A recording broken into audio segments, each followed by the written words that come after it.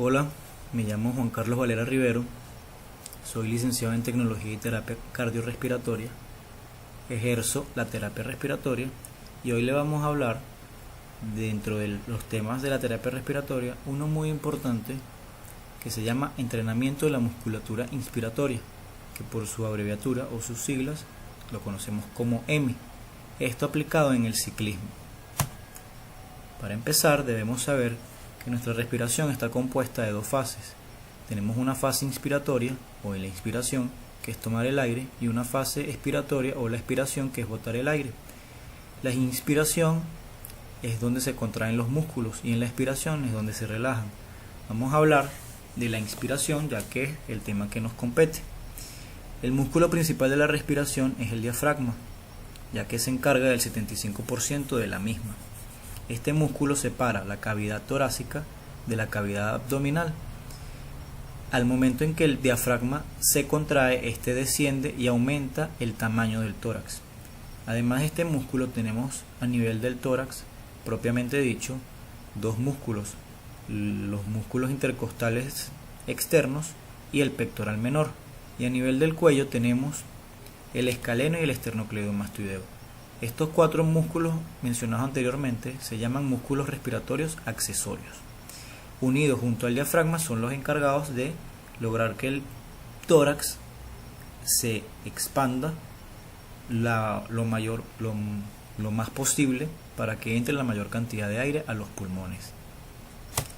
Ya sabemos qué músculos están implicados en nuestra respiración o en nuestra inspiración específicamente, y debemos saber cómo trabajan, que sería nuestra base fisiológica de la respiración.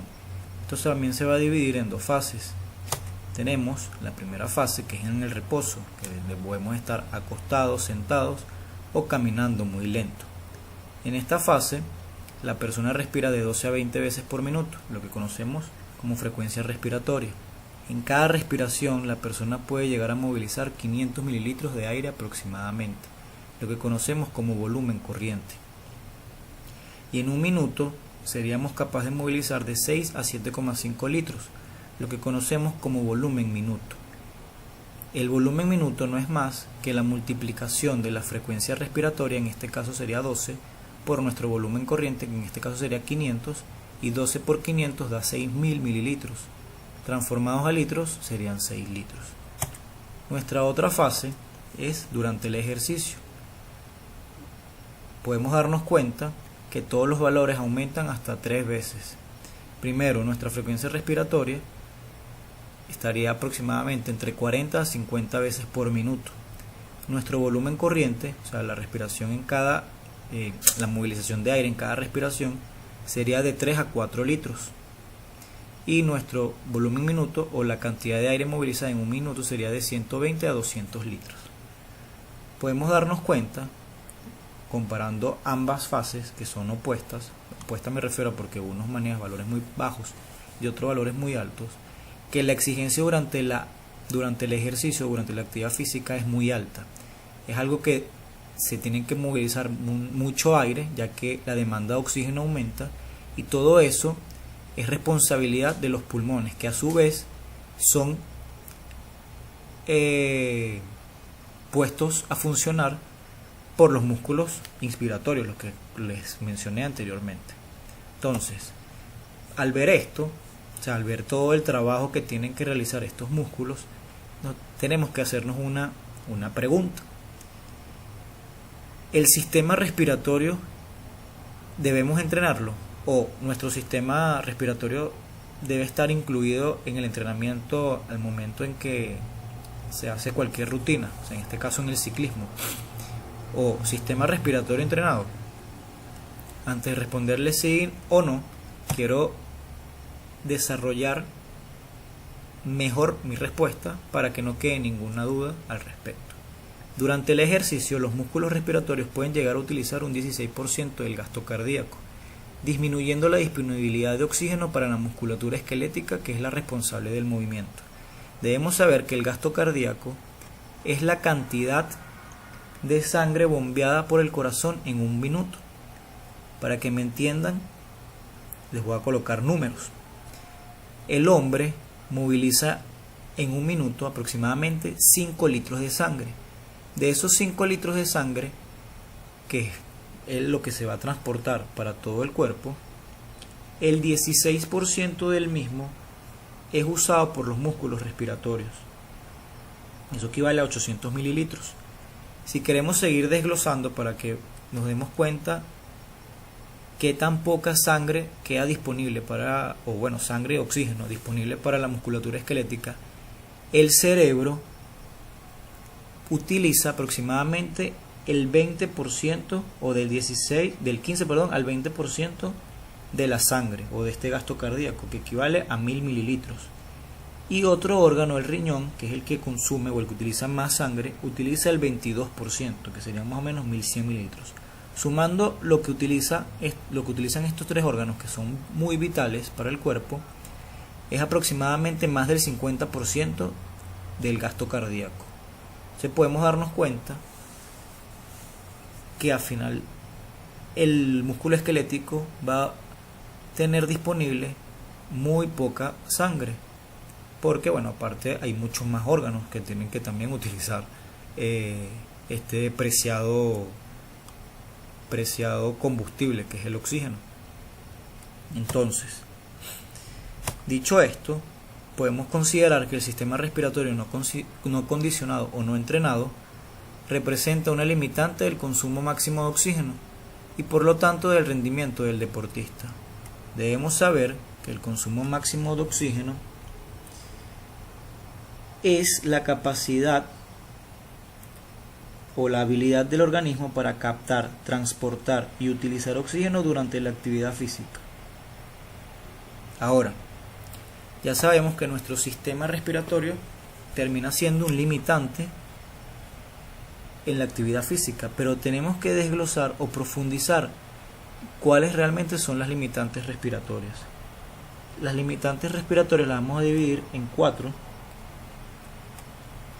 donde 2 las vamos a desglosar a profundidad, profundidad en el sentido de que se van a explicar a profundidad, y las otras 2 no, debido a que el entrenamiento de la musculatura inspiratoria no causa modificación o no va a generar un beneficio a ellas. Las 2 que nos vamos a explicar a profundidad son estas 2: limitaciones de la mecánica pulmonar y limitación de la difusión pulmonar. Empezamos por limitación en la mecánica pulmonar. Viene dada por la forma anatómica del tórax, que no todos los individuos lo tenemos igual. Tenemos el tórax normal, tenemos tórax en tónel, que es redondeado y viene dado por endurecimiento de la articulación de la costilla y se mantienen fijas en la posición más expandidas. Tenemos la cifosis, es una curvatura anormal de la columna vertebral en la región dorsal, que es la zona que corresponde al nivel del tórax. Al deformarse, cambia la morfología del mismo. Tenemos el pectum excavatum, que es una deformidad congénita, y el pecho se encuentra hundido a nivel del esternón, que es el hueso que está entre ambos pectorales. Tenemos pectum carinatum, que es una deformidad congénita, y el pecho se protruye como quilla, o sea, sale como una quilla, como las quillas de las tablas de surf. Al no ser iguales los tórax o el tórax de las distintas personas, la cantidad de aire que movilizará cada persona va a ser diferente y por eso va a ser una limitante. La otra es la difusión pulmonar. Debemos saber que la difusión es el paso de una sustancia de un compartimiento a otro separado por membranas. Esta difusión viene dada por una ley llamada ley de Fick, que dice que la velocidad de difusión es directamente proporcional a una constante, además de la superficie de absorción, al gradiente de concentración e inversamente proporcional al grosor de la membrana. Explicado de otra manera, el oxígeno tiene que pasar de los alvéolos a la sangre y de la sangre a los tejidos, mientras que el CO2 debe pasar del tejido a la sangre y de una vez a los pulmones para poder exhalarlo. Entonces el oxígeno tiene que pasar por la membrana del alvéolo y por la membrana del capilar sanguíneo. Entonces la superficie de absorción son las membranas de dichos tanto pulmón como capilar sanguíneo, pero si estas membranas son muy gruesas, va a hacer que la difusión no se logre de la mejor manera. Y lo otro es con las concentraciones de los gases. Van a pasar de compartimientos de mayor concentración, que en este caso los pulmones son ricos en oxígeno, para que pase ese oxígeno a la sangre, que está disminuido con respecto a los pulmones. Por eso es que el oxígeno pasa de los pulmones a la sangre. Y las otras dos limitantes son el reflejo metabólico respiratorio y la fatiga muscular respiratoria. Ambos, o bueno, mejor dicho, una tiene que ver con la otra. Y me van a entender ahorita que se los explico. Durante la respiración se usa el oxígeno para que los músculos se puedan contraer, se usa como combustible. Pero eso causa unos desechos. Esos desechos se acumulan en los músculos, en este caso los músculos respiratorios. Eso causa fatiga, causa que los músculos no trabajen de la forma apropiada. Eso va a activar unas señales directamente al sistema nervioso central, como avisando: mira, está sucediendo algo a nivel respiratorio, tenemos que resolver.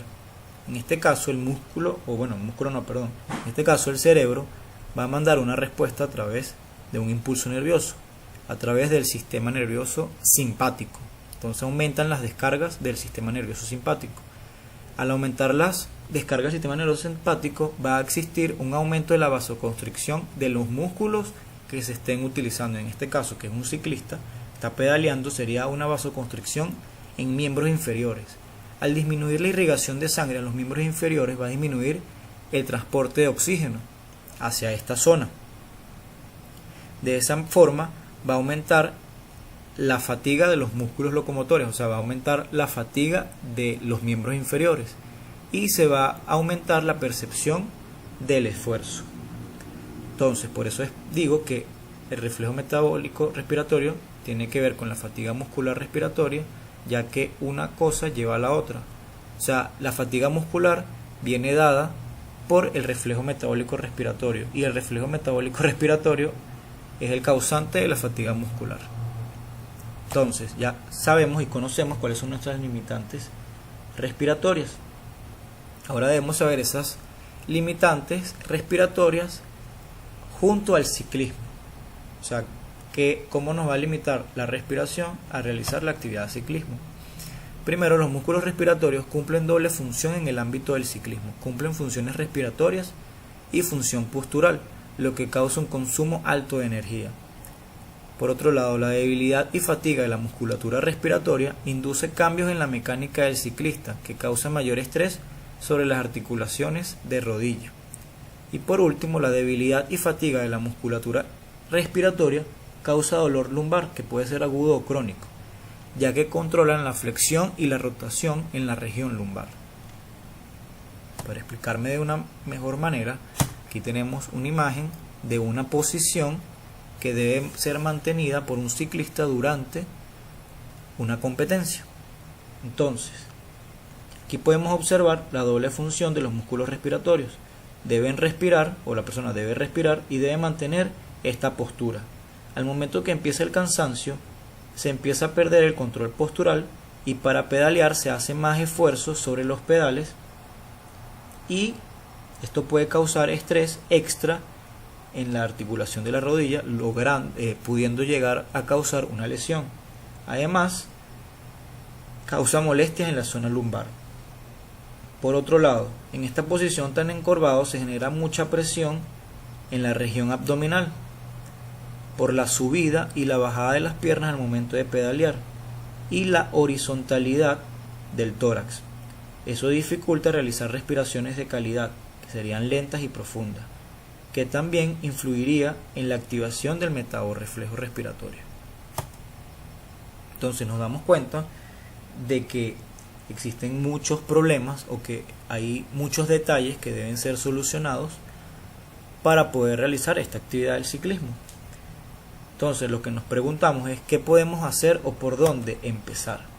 Lo primero que debemos hacer es realizar respiraciones diafragmáticas, ya que según la Asociación Norteamericana de Estudiantes de Medicina, este tipo de respiración es importante para la resistencia.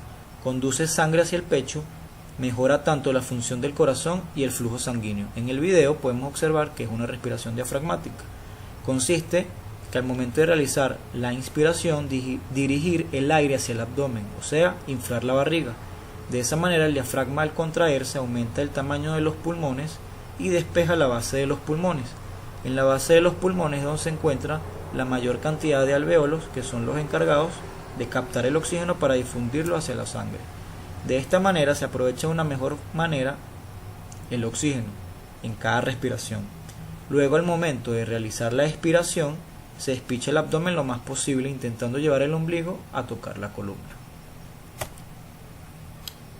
Ahora, ya tenemos nuestro tipo de patrón respiratorio, que tiene que ser diafragmático. Ahora, para fortalecer esa respiración, específicamente ese músculo, debemos hacer respiraciones contra una resistencia. Aquí les voy a presentar los tres. Existen muchas formas de hacerlo, pero tres modelos o tres formas que yo utilizo.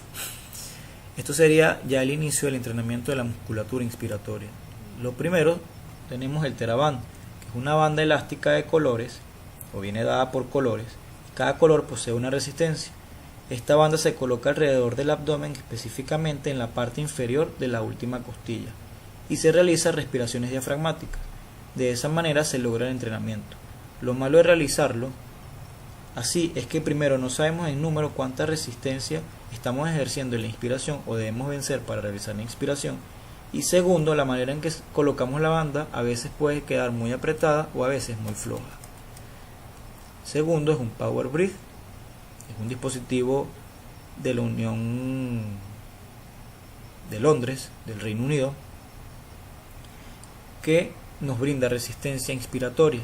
Está calibrada en números del 0 al 10 y cada valor tiene una equivalencia en centímetros de agua. Por ejemplo, el 0 puede ser 20 centímetros de agua, por decir un ejemplo, y el 10 100 centímetros de agua. Entonces sabemos cuánta resistencia debemos vencer al momento de realizar la inspiración. El dispositivo consta de una boquilla, de un puerto exhalatorio, una válvula que causa el sellado para poder, que es la que debemos vencer. Tenemos una resistencia de resorte, el cual es regulada.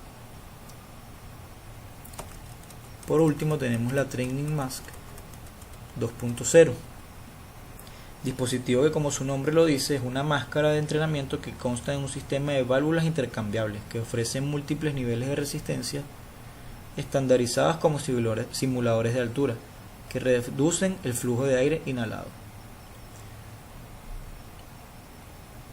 Entonces ya sabemos que debemos hacer una respiración diafragmática, fortalecer esa musculatura o esa respiración diafragmática a través de resistencia, y por último debemos sincronizar la respiración con el pedaleo, en este caso que estamos haciendo ciclismo.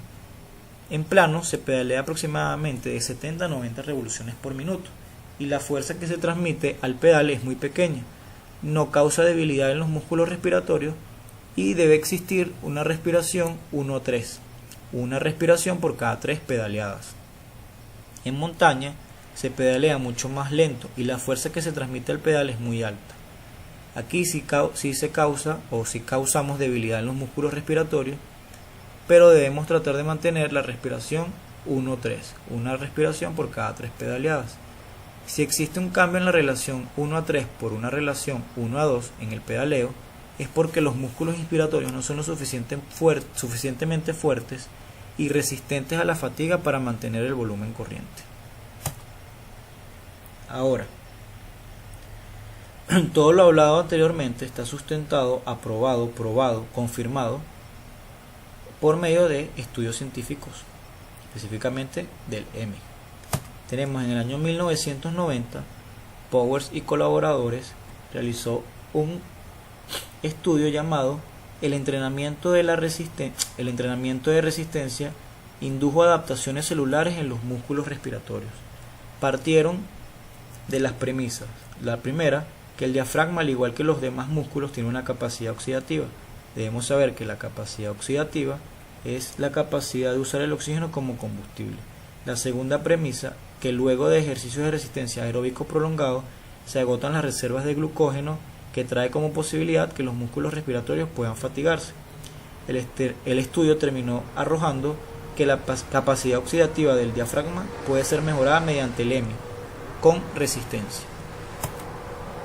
Otro estudio, en el año 1998, Kane y McConnell realizaron un estudio llamado Entrenamiento de la musculatura respiratoria influenciado por la resistencia para el rendimiento en resistencia. Se realizó por el protocolo TLIMP, que quiere decir tiempo límite. Pocas palabras, traducido es que se va a pedalear a altas intensidades el mayor tiempo posible, sin estar preocupados cuánto se recorre, sino cuánto tiempo se mantiene esa intensidad. Los ciclistas mantuvieron por 21 minutos la pedaleada a alta intensidad. Luego de esto realizaron entrenamiento de la musculatura inspiratoria por 4 semanas y dio como resultado una mejora del 33% en la resistencia. O sea, pedalearon a alta intensidad por más tiempo, por 33% más, y fisiológicamente se logró una disminución del ácido láctico en sangre. Como hablamos del metaborreflejo respiratorio, sabemos que el inicio del metaborreflejo respiratorio es cuando se empiezan a acumular los desechos respiratorios que le mandan la señal al cerebro para que aumenten las respuestas del sistema nervioso simpático para disminuir la irrigación a los músculos implicados, disminuir el aporte de oxígeno, aumentar la fatiga y la percepción de esfuerzo. Y el otro estudio, en el año 2002, Romer, McConnell y Jones realizaron un estudio llamado igual entrenamiento de la musculatura respiratoria influenciado por la resistencia para el rendimiento en resistencia. En este caso usaron el protocolo TT, que se llama Time Trial, que sería contrarreloj. En este caso tenemos dos distancias que deben ser recorridas en el menor tiempo posible. Teníamos 20 kilómetros, 40 kilómetros que se recorrieron en 30 y 60 minutos específicamente. Luego se realizó el EMI por 6 semanas y se muestra una mejora en ambos tiempos de 3,8 y 4,6 respectivamente, y además refirieron una percepción de esfuerzo respiratorio y en las piernas mucho menor. Ahora debemos con toda esta información concretar, o sea, más que concretar, desarrollar nuestras conclusiones. Lo primero, debemos saber que el EMI fortalece los músculos inspiratorios al respirar frente a la resistencia. Eso mejora la función de los músculos respiratorios, que podrán eliminar con mayor facilidad los desechos, y eso retrasa la aparición del metaborreflejo respiratorio. Aumentamos la resistencia. De esa manera se va a poder tolerar entrenamientos a mayores intensidades y por más tiempo. Eso se verá reflejado mejorando nuestro consumo de oxígeno máximo, el umbral aeróbico, y retrasar umbral anaeróbico. Debemos saber que el umbral es el punto donde notaremos cambios. El aeróbico se refiere cuando se comienzan a producir adaptaciones en el entrenamiento, y el anaeróbico se refiere cuando el oxígeno empieza a ser insuficiente y se acumula ácido láctico. De esa manera obtendremos resultados o mejorar nuestro rendimiento. Por otro lado, otras conclusiones, debemos saber que va a mejorar la capacidad del ciclista para mantener un patrón de respiración más profundo y más lento. Aumentará la estabilidad en la bicicleta por el fortalecimiento de los músculos inspiratorios. Se va a reducir el riesgo de lesión y molestias lumbares, y habrá una mayor comodidad para los músculos inspiratorios realizar su trabajo en posiciones extremas. Por último, para terminar, aquí les muestro una espirometría, que es un estudio que se encarga de medir capacidad y volumen de los pulmones específicamente. Les voy a decir rápidamente. Tenemos el volumen corriente, que es el aire que se mueve dentro y fuera de los pulmones durante cada respiración normal, no forzada. Tenemos el volumen de reserva inspiratorio, que es el volumen de aire que se puede inhalar más allá del volumen corriente durante una inspiración profunda, forzada. Tenemos el volumen de reserva expiratorio, que es el volumen de aire adicional que puede ser exhalado después de una expiración normal. Tenemos el volumen residual, que es el volumen de aire presente en los pulmones al final de la expiración forzada, evita el colapso. Tenemos la capacidad vital, que es la máxima cantidad de aire que una persona puede expulsar de los pulmones después de una inhalación máxima, que vendría siendo la suma del volumen de reserva inspiratorio con el volumen corriente y el volumen de reserva expiratorio. Tenemos la capacidad inspiratoria, que es la máxima cantidad de aire que puede ser inspirado. Tenemos la capacidad residual funcional, que es el volumen de aire contenido de los pulmones al final de una expiración normal, que vendría siendo el volumen de reserva expiratorio más el volumen residual. Y por último tenemos la capacidad tenemos la capacidad pulmonar total, que es la cantidad o el volumen de aire contenido en los pulmones al final de cantidad total de aire que puede contener los pulmones, que vendría siendo la suma de la capacidad vital más el volumen residual. Con esta información lo que quiero explicarles es que al momento de que realizamos el EMI no vamos a aumentar la capacidad pulmonar propiamente dicho. Lo que vamos a aumentar es el volumen corriente. La persona va a poder realizar o va a poder movilizar más aire en cada respiración, que va a poder ser capaz de mantenerla por mucho más tiempo. De esa manera vamos a lograr que aumente la resistencia. No es que la persona, si su capacidad pulmonar total es de 6 litros, no es que a través del EMI vamos a lograr que esa capacidad pulmonar total sea de 10 litros. No, nada que ver, sino que si durante el entrenamiento la persona es capaz de movilizar en su volumen corriente 500 mililitros y mantenerlo por 2 minutos, lo que vamos a hacer es que ese volumen corriente aumente a 1 litro, por decir un ejemplo, y que lo pueda mantener por 20 minutos. De esa manera estamos mejorando la condición física de la persona y aumentaría su resistencia, y de esa manera también disminuiría lo que sería el volumen de reserva inspiratorio y el volumen de reserva expiratorio. Esto es todo por hoy. Muchas gracias por su atención y nos vemos en una próxima oportunidad.